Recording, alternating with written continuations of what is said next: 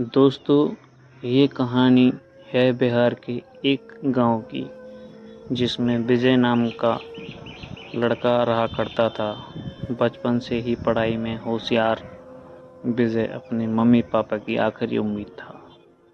विजय के दादा ने अपने समय में बहुत कर्ज ले लिया था, जिसको चुकाने में पापा की पूरी जिंदगी मजदूरी में निकल गई। उनके पास थोड़ी सी जमीन थी, जिससे उनका गुजारा हो रहा था। पापा की तबीयत मजदूरी करने से खराब रहती थी, पर पापा विजय को इस बात का एहसास नहीं होने देते थे। विजय को पढ़ाई में इतना होशियार देखकर उसके मम्मी पापा ने हर वह काम किया जिससे वह विजय को पढ़ा पाए। विजय की कॉलेज की पढ़ाई ख़त्म हो गई थी और वह एक छोटी सी नौकरी करने लगा, जिससे उसका खर्चा निकल जाता और साथ में वह कलेक्टर बनने की तैयारी भी कर रहा था। विजय अपने वक्त का एक मिनट भी फालतू नहीं गुजारता था। विजय ने पूरा समय पढ़ाई और नौकरी में ही लगा दिया। विजय के पापा को ये पता था कि वह कलेक्टर बनना चाहता है, इसलिए घर की हालात बहुत ज़्यादा ख़राब होने पर भी उन्होंने विजय से कभी इस बात का जिक्र नहीं किया और उसको अच्छी नौकरी करने के लिए कहा। लगातार 2 साल तक विजय पास नहीं हो पाया। उसके बाद भी उसके पिता ने अपना घर और ज़मीन गिरवी रखकर विजय को आईएएस की कोचिंग ज्वाइन करवाई और उसकी नौकरी भी छुड़वा दी। केवल पढ़ाई करने को कहा।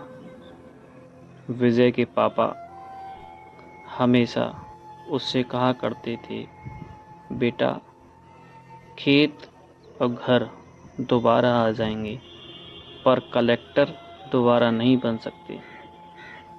आज पूरे साल पढ़ाई करने के बाद विजय का रिजल्ट आ गया, जिसमें वह अच्छे नंबरों से निकल गया था। आज उसके पिता से ज़्यादा खुश कोई नहीं था।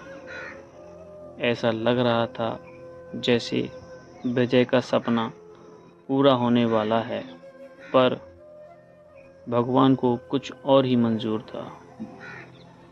विजय का कल इंटरव्यू था और सुबह से उसके पापा की तबीयत खराब थी। विजय के पापा उसकी माँ से बार बार कह रहे थे कि विजय को मत बताना, और उस दिन देर रात उनकी मौत हो गई। अब एक माँ जिसकी गोद में उसका पति गुजर गया और वह अपने दर्द को भुलाकर अपने बेटे की ज़िंदगी के बारे में सोच रही थी। माँ ने पड़ोसियों तक को इस बात का एहसास नहीं होने दिया कि उसका पति अब नहीं रहा। पूरी रात ऐसे रोई कि आवाज़ भी न निकले और सुबह विजय जब इंटरव्यू देने जाने लगा, तब माँ और पापा के आशीर्वाद के लिए उसने माँ को कॉल किया। माँ ने पूरी हिम्मत लगा दी अपना सच छुपाने के लिए और विजय को आशीर्वाद दिया। और जब विजय ने पापा से बात करने को कहा तो माँ बोली, पापा अब तुमसे बात नहीं करेंगे, वह कलेक्टर से बात करेंगे। इतनी बात करके माँ ने फ़ोन रख दिया। विजय का जब इंटरव्यू हो गया, तब उसे बताया गया कि उसके पिता की तबीयत खराब है, उसको तुरंत घर जाना है। विजय को एक पल नहीं लगा अपने पिता की हालत समझने में। घर पहुंचकर पिता के पैरों में गिरकर वह ज़ोर ज़ोर से रोने लगा और कहने लगा, पापा उठो, देखो मैं कलेक्टर बन गया। आज उसके पिता को वह खुशी मिली थी जिसका उनको वर्षों से इंतज़ार था, पर आज वह इस दुनिया में नहीं थे। भगवान विजय के पिता की ज़िंदगी में सुख लिखना ही भूल गए थे। पहले वह अपने पिता के कर्ज में ज़िंदगी भर मजदूरी करते रहे और फिर बेटे के सपनों में फिर घर और ज़मीन गिरवी रखनी पड़ी। वह ज़िंदगी में कर्ज लेकर आए और कर्ज लेकर चले गए। विजय के पिता को भले ही ज़िंदगी में कुछ हासिल ना हुआ हो, पर वह अपने लड़के को इस काबिल बना गए कि वह अपनी 7 पुश्तों को बैठे बैठे खिला पाए।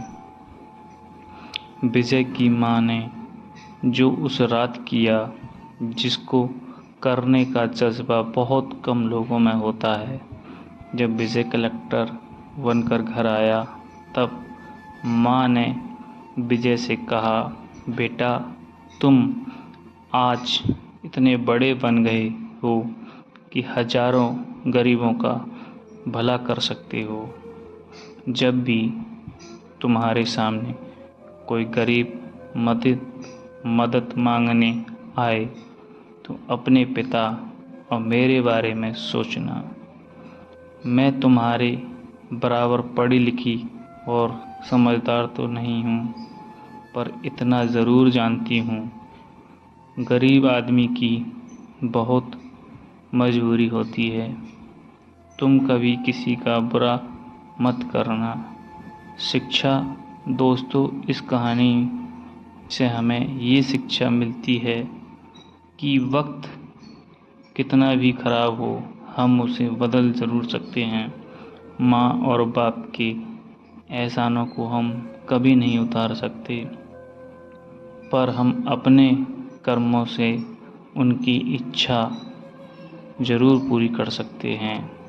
विजय के पिता का जीवन लग गया उसे कलेक्टर बनाने में। जब भी कोई किसी पोस्ट पर या जीवन में बहुत ऊपर किसी पद पर पहुंच जाता, तब उसमें बहुत सारे लोगों की मेहनत और त्याग लगता है। जब हम 2 मिनट में किसी को अच्छा या बुरा कह देते हैं, तब हम उसके जीवन का संघर्ष भूल जाते हैं।